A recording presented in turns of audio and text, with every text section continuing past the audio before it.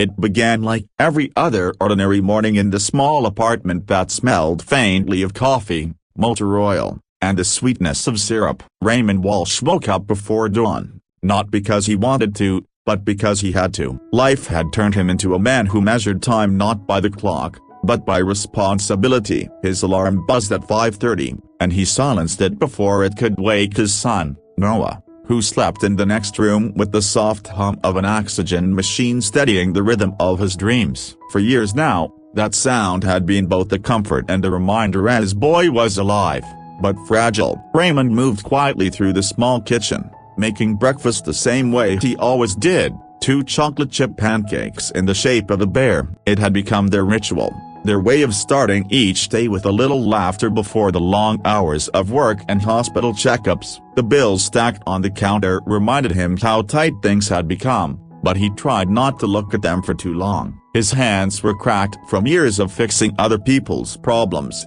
pipes, heaters, leaks, yet the one problem he couldn't fix was his own son's lungs. The world outside his window was still asleep when his phone rang. At first, he thought it might be a wrong number, but the voice on the other end was urgent, formal, and clipped. Emergency repair, the Ashford estate. Are you available immediately? He knew the name instantly. Everyone did. Katherine Ashford, a billionaire businesswoman whose name appeared in newspapers and financial magazines. Raymond hesitated for a moment, unsure why someone of her stature would call a small, independent plumber like him, but when the dispatcher mentioned the payment rate for urgent work, his hesitation vanished. That job could cover Noah's medication for the month. He left Noah with his neighbor, Mrs. Henderson, who had become like a grandmother to the boy. She waved from the doorway as he rushed to his van, her eyes soft with concern. "Drive safe, Ray. You look exhausted." He smiled faintly and replied, "Always am." The van rattled to life, coughing like an old man, and he pulled into the gray stillness of dawn, the sky heavy with clouds. The drive to the Ashford estate took 40 minutes, but it felt longer. The further he went, the larger the houses became, each one with manicured lawns and iron gates. Finally, he reached the Tada mansion that newspapers called the Glass Fortress. Even through his fatigue, Raymond couldn't help but stare for a moment. The place looked like something out of another world, wide marble steps, glass walls reflecting the pale morning light, and gardens that looked too perfect to be real. When the door opened, Katherine Ashford herself stood there. She was tall, poised, and immaculate even at that hour, yet her eyes betrayed exhaustion. There were faint dark circles beneath them, and her voice, calm, precise, carried an undertone of weariness that struck him as strangely familiar. "Thank you for coming so early, Mr. Walsh," she said. "It's an emergency." "Upstairs bathroom." The main line burst. He nodded politely and followed her through halls so wide his footsteps echoed. The house was silent, unnervingly so, except for one sound, a faint, rhythmic beeping coming from somewhere beyond a closed door. It was subtle, but Raymond recognized it instantly. It was the same kind of monitor that lived in his own home. The realization made him pause for a moment before continuing. When he entered the bathroom, he found the issue quickly, a cracked valve behind the wall. It wasn't complicated, just old piping under too much pressure. He worked quietly, focused, while the faint hum of machines in the background seemed to sync with his own heartbeat. From where he knelt, he could see the reflection of framed photos on a hallway table, a young boy smiling, his eyes bright, standing beside a woman who looked like Katherine before exhaustion dulled her features. The boy had an oxygen tube in his nose. Raymond finished the repair in less than an hour, cleaning up every trace of the job. He didn't charge extra, though the system had required more work than expected. When Katherine offered to pay double, he declined politely. "Just doing my job, ma'am," he said with a tired smile. But as he turned to leave, his eyes caught sight of something outside, a small swing set at the edge of the vast garden. It was still, rusting slightly, one seat swaying gently in the wind. There was no laughter in that yard, only silence. As he loaded his tools into the van, he couldn't shake the feeling that he'd just seen a mirror image of his own life, a different wealth, same pain. Two parents bound by invisible threads of fear and love for children who lived on borrowed time. He drove home through the soft drizzle of morning rain, unaware that the woman he had just met and the silent child whose picture he had glimpsed they would soon change everything. Because sometimes, the smallest moments, the quietest mornings, and the briefest encounters become the turning points of lives. And for Raymond Walsh, this routine job at the Ashford estate was not the start of another workday, it was the beginning of a story that would test the boundaries of love, loss, and what it truly means to give everything you have. Raymond always believed that the hardest part of life was learning to live with struggle, but nothing had prepared him for the call that came that afternoon. He was finishing a routine job at a small apartment complex, wiping sweat from his brow, when his phone began to ring. The sound was sharp and unfamiliar, cutting through the noise of his tools. He almost didn't answer it, thinking it might be another client, but when he did, his world shifted in an instant. The voice on the other end wasn't a customer, it was a hospital nurse, speaking carefully, each word trembling with weight. "Mr. Walsh, there's been an accident. Your son, Noah. You need to come immediately." He didn't remember dropping his wrench, didn't remember running to his van. All he remembered was the pounding of his heart as he drove through traffic that never seemed to move fast enough. Red lights blurred together, sirens wailed somewhere in the distance, and the rain that began to fall felt like punishment. By the time he reached the hospital, his hands were shaking. He ran past the reception desk without speaking, his boots echoing down the polished floors that smelled faintly of antiseptic and fear. When he reached the intensive care unit, the nurse met him at the door, her face pale and heavy with sympathy. "There was an accident at the park," she explained gently. "Noah collapsed. The paramedics did everything they could." Raymond barely heard her. He pushed past, his chest tight, his mind refusing to understand. Inside the room, everything felt wrong. The world had gone quiet except for the slow, rhythmic beeping of the machines. His son lay small and still in the hospital bed, surrounded by wires and monitors that blinked indifferently. The oxygen tube that had once been his lifeline now seemed more like a cruel reminder of fragility. The doctors spoke in low voices about trauma, lack of oxygen, and irreversible brain damage, but the words meant nothing to him. He could not accept them. He kept waiting for Noah's eyes to open, for that faint, mischievous smile to appear, the one that always came when he told a bad joke or burned a pancake. But the stillness did not break. Hours passed without meaning. The doctors asked him to sit, to breathe, to understand. When he refused, they spoke to him softly, their faces full of compassion but their tone final. "His body is functioning, but the brain has stopped. There is no pain. There is no awareness. Mr. Walsh, your son is gone." The words hit him like a physical blow. He wanted to scream, to break something, to make the world feel the way he did. Cracked, empty, unfair. But all he could do was sit beside the bed and hold his son's hand, the warmth fading slowly. He whispered every memory he could remember at their morning breakfasts, their silly songs, the way Noah used to call him the fixer of all things. And for the first time in his life, he faced something he could not repair. Then, as if the universe wanted to test the limits of his love, a quiet voice broke through the silence. It was the transplant coordinator, her words gentle but heavy with purpose. "Mr. Walsh, there's a little boy, 8 years old, waiting for a heart. He doesn't have much time. Your son's heart is healthy. You could save him." Raymond stared at her, his mind unable to process the cruelty of the question. How could anyone expect him to give away what little he had left? But as the minutes passed, and as he looked down at Noah's still chest, something inside him began to shift. He thought of how much his son had loved helping people, how he'd cried once when they passed a stray dog on the street,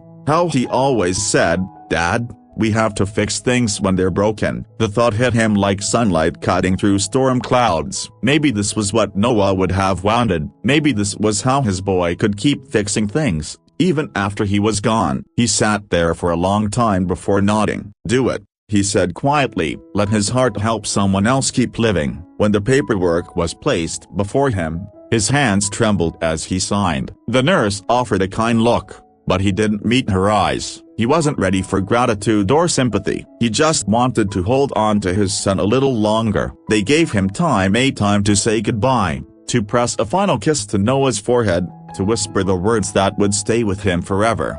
"Keep fixing things, body. You always knew how. As the surgical team prepared for the transfer, the sound of the machines filled the room again, a steady, precise, almost cruelly indifferent. Raymond stood in the corner, hands in his pockets, forcing himself not to fall apart. And somewhere, on the other side of the hospital, another set of machines was being prepared, a different room, a different child, a mother holding her breath. When the moment came, when Noah's heart made its final journey down the sterile hallway, Raymond felt something strange. It wasn't peace, not yet, but it wasn't despair either. It was a kind of surrender at the knowledge that his son's story was not ending, only continuing in a way he would never fully see. Outside, the rain had stopped. The city was quiet, the world indifferent to the heartbreak that had just unfolded within its walls. But somewhere beyond those hospital doors, a heartbeat that had belonged to his boy was still echoing, a soft, strong, alive. And for the first time in hours, Raymond managed to breathe again. In the weeks that followed, the silence in Raymond's home became unbearable. Every corner carried an echo of laughter that no longer existed. Every untouched toy whispered of moments that would never return. The house felt smaller now, hollowed out by grief. He avoided the kitchen because that's where they had made pancakes together, avoided the living room because the couch still held a faint impression of where Noah used to curl up beside him during cartoons. He even avoided mirrors, because each time he looked, he saw a man who had failed to protect the only thing that mattered. The world around him moved on with cruel efficiency. Bills still came in the mail. The garbage still needed to be taken out. The seasons turned as though nothing had changed. People spoke to him in soft tones at the grocery store or left awkward condolences in his mailbox. But no one could touch the truth of his loss. At night, he would sit at the edge of Noah's bed, fingers tracing the small imprints on the blanket, whispering to a silence that never answered. The only thing that kept him breathing was the thought that somewhere, his son's heart was still beating. He didn't know who had received it at the hospital, couldn't tell him details, but the idea that Noah's heart was keeping another child alive gave him a fragile thread of purpose.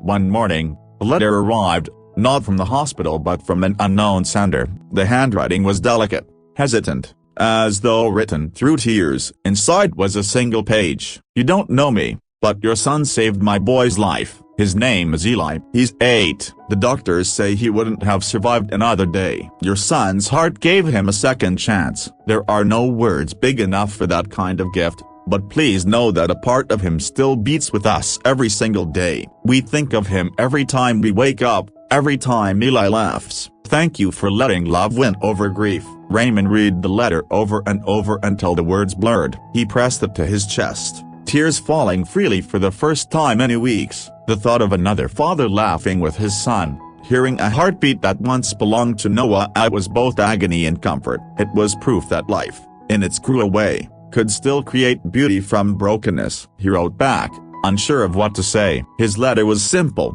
"I don't need to know your faces, just promise me he'll see the sun." Noah loved the morning light. A few weeks later, another envelope came, this one thicker, with a photograph inside. A boy with curly brown hair stood in front of a sunrise, his arms lifted toward the light. Behind him, a woman smiled through tears. On the back, a short message read, "Every morning, just like you asked." That picture changed everything for Raymond. He stopped seeing himself only as a man who had lost, and began to see himself as someone who had given, not by choice, but by love. He started volunteering at the same hospital where Noah's heart had been donated, speaking quietly to families who were facing the same impossible decisions he once had. He never preached or pretended to have wisdom. He just listened. Sometimes that was enough. The doctors noticed his calm, steady presence, how parents seemed to find a strange comfort in his silence. He was hired part-time as a patient liaison,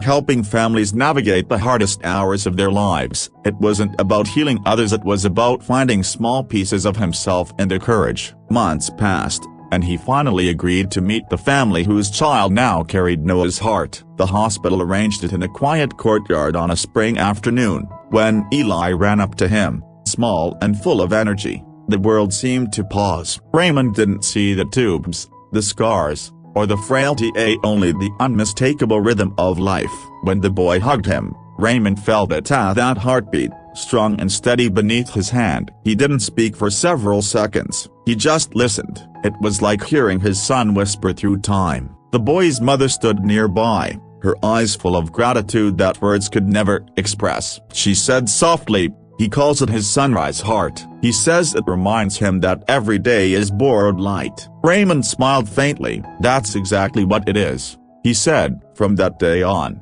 he visited them every few months, never as a replacement, never as a savior, just as a reminder that love can exist even after everything else is gone. He brought Eli small gifts, not expensive ones, but meaningful, a model airplane like the one he and Noah had built, a book about the stars, a small compass engraved with the words "Find your way, always."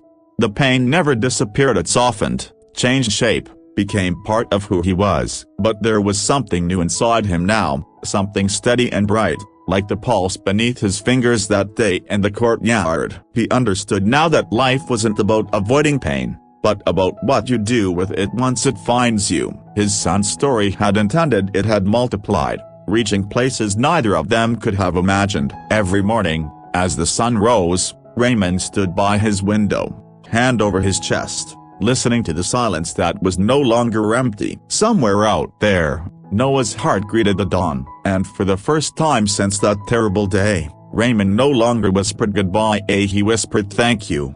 Years moved quietly after that, folding one into another until time itself became softer, less cruel. Raymond's grief, once raw and relentless, had turned into something gentler, an ache that lived inside him but no longer ruled him. He carried it like an old photograph, worn at the edges but never forgotten. His days had a rhythm again. He worked with his hands, fixing things for people who couldn't afford to pay much. He never turned anyone away, and when asked why, he would smile faintly and say, "Because someone once fixed something for me that I could never repay." Most didn't understand what he meant, but those who saw the weight behind his eyes never pressed further. He continued volunteering at the hospital, drawn to the same sterile halls that once broke his heart. Over the years, he became a quiet presence for others, a bridge between pain and acceptance. When new families arrived, panicked and broken by tragedy, the nurses would call for him. He didn't offer empty comfort. He sat beside them in silence, sometimes holding a hand, sometimes saying only a few words. "You don't stop loving them," he would say softly. "You just start loving them differently." Parents would nod, tears falling, and though he couldn't take away their pain, his calm reminded them that life could go on, even after it felt impossible. Raymond's connection with Eli and his mother deepened, too. They wrote often, their letters filled with gratitude, small updates, and photos of life continuing, camping trips, school plays, birthdays full of light. Each time Raymond saw Eli's face, healthy and full of color, something inside him healed a little more. The boy who now carried Noah's heart had grown into a thoughtful, kind teenager. He played piano, volunteered with animals, and talked about becoming a doctor. In every photo, there was an unspoken echo of the boy who had once laughed in Raymond's kitchen, the one who called him the fixer of all things. It wasn't reincarnation, not in any spiritual sense, it was legacy, pure and unbreakable. One afternoon, Eli and his mother came to visit unannounced. Raymond hadn't seen them in person in nearly 2 years. When he opened the door, the young man standing before him was taller, stronger, with the same spark in his eyes that Noah used to have when he got excited about something. They sat at the table for hours, talking about life, music, school, and the strange ways fate can bend two families into one story. When Eli asked quietly if he could call him Uncle Ree, something inside Raymond broke and mended all at once. He agreed, his voice barely above a whisper. That visit became a turning point. From then on, they became family in every way that mattered. They spent holidays together, birthdays, small weekend visits. Raymond found joy in teaching Eli simple things, like how to fix a leaky faucet, how to balance a wrench, how to listen to the rhythm of car engine. But what touched him most was how often Eli would pause, place a hand on his chest, and smile. It was never dramatic or forced, just a quiet, shared understanding that life had given them both something extraordinary. Years later, As age began to catch up with him, Raymond spent more time in the garden. He grew flowers and herbs, saying it made him feel closer to Noah. He always loved the color yellow. He'd tell visitors. On warm afternoons, he'd sit on the porch, sunlight warming his skin, and listen to the faint hum of the world around him. The ache of loss had transformed into something else, a deep, unshakable gratitude. He had lost everything once, but through that loss, he had found something infinitely larger than himself. When he eventually passed away quietly in his sleep, his will contained only a few instructions. He left his modest home to Eli and his mother, and a note that read, "Keep fixing things, kid. You've already fixed the hardest one." At the funeral, the air was still, the sky a soft gray. Eli stood before the small gathering of people, clutching the note. He spoke about love, about second chances, about how one man's heartbreak became another boy's heartbeat. When he finished, he placed his hand over his chest and whispered, "Thank you, Uncle Ree." The years continued to unfold, and Eli did become a doctor, one who specialized in cardiology. He often told his patients about the man who taught him that every heartbeat was a story, and that love, even in its most painful form, was the purest kind of healing. And sometimes, on quiet mornings, he'd stand outside beneath the rising sun at the same sunrise that once reminded Raymond of hope, and he'd listen to the steady rhythm inside his chest. It was more than a heartbeat, it was a memory, a promise, a legacy of love that had traveled through time, loss, and grace. It was proof that even after death, compassion can keep breathing quietly, faithfully, endlessly.